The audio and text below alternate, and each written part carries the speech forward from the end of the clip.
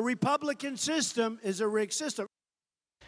Now, there have been 13 caucuses in this campaign. That's it. There is no more. The remainder of the contests are primaries. So, for the record, here are the caucus totals. Ted Cruz has won 8 caucuses. Donald Trump, 4 caucuses. And Marco Rubio, 1 caucus. And, of course, among the Cruz caucus wins, the much talked about Colorado caucuses. But what really happened in the Rocky Mountain State? Joining me now from Denver, political writer for Armstrong.com, and alternate delegate to the Colorado State Convention, Ari Armstrong. Ari, got some questions for you real quick. Did you participate in the caucus system? Yes, I did, and it was 3 stages for me. I went to the precinct caucuses. All right, that's fine. I want to just ask you some yes or no questions first, and then we'll get into details. Are you a member of the RNC? No, I'm not. Are you a member of the establishment? No, I just registered Republican late last year so I could get involved in this. In your opinion, was the system rigged in Colorado, yes or no? No, absolutely not. In your opinion, were there dirty tricks? Did you see any dirty tricks, yes or no? No, there were no dirty tricks that I saw. Okay, now you can explain yourself, Ari. Who are you as you fit into this process of electing delegates in Colorado? So there's unfortunately been a lot of misinformation about this. And the basic process is this. We start out with precinct caucuses. And a precinct is basically your neighborhood. So it's where neighborhood Republicans can get together and talk about the party, talk about politics, and there we elect delegates to other assemblies, county assembly, congressional assemblies, and the state assembly. And then out of the congressional and state assemblies are elected these national delegates who will go to Cleveland. So I've seen reports that there wasn't a caucus in Colorado.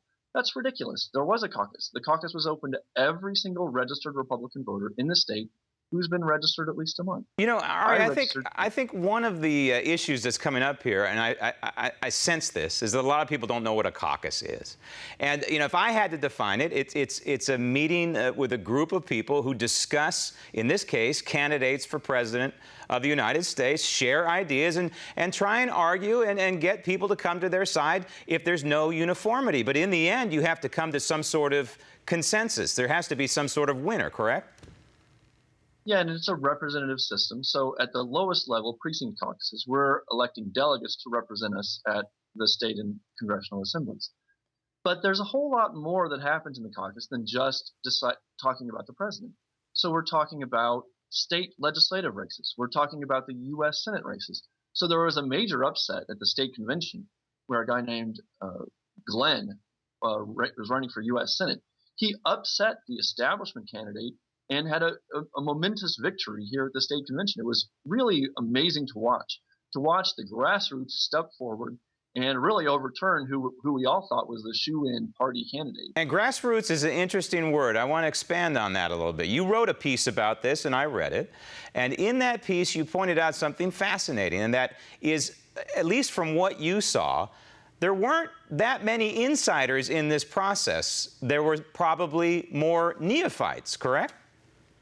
Well, at my precinct caucus, all of us were new to the process. In fact, none of us knew exactly how to run the meeting, so we had to have an organizer step in for a few minutes and kind of get us lined out so we could proceed. But then we worked it out fine. We had a nice discussion, civil discussion about the merits and demerits of Donald Trump versus Ted Cruz and other candidates. So in my particular precinct, we were all newbies to the system. Now, the statistic I've heard is something like 40% of all the caucus participants were new to the system. And that squares with my anecdotal experience. The delegate from my area, so I was the alternate, and the delegate and I went together. We carpooled down to the state convention. She was brand new to the system in terms of being active in Republican politics. And so we had a good time talking about the situation with the party and with the country. And, you know, I think that that's really what's nice. Look, it's true that a primary, go ahead if you have a question. I do. And that is essentially what you did just a few weeks ago, this process. Actually, it started on March 1st, ended April 9th. is what Colorado has been doing, like it or not, for about 100 years. Yeah, there's been a minor change about the poll. They dropped the straw poll because the RNC suddenly wanted to make it binding, and Colorado said, no, we don't want it to be binding. Okay, so we know that. But would you say that this process, in a sense, is democracy in its purest form? Me attending this caucus process has been absolutely the most grassroots activity that I've ever participated in my life, in terms of neighbors sitting down with neighbors and actually discussing politics. Look, you don't get that when you just open something in the mail and mark an X on a paper. You're Right. not getting this neighborhood conversation. And to me, that is the real value of the caucus system. And that's why I wasn't sure about it going in.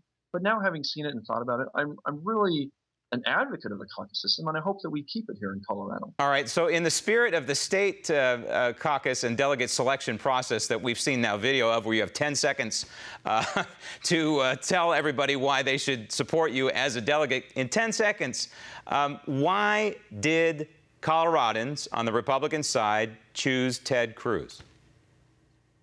Ted Cruz had a ground game here for months. Ted Cruz showed up at the state convention and gave a speech. Donald Trump canceled his speech at the convention. Donald Trump spent almost no effort trying to earn the support of delegates. In fact, Donald Trump and his supporters have spent far much more energy complaining about the results in Colorado than they ever spent in the state trying to earn delegate support.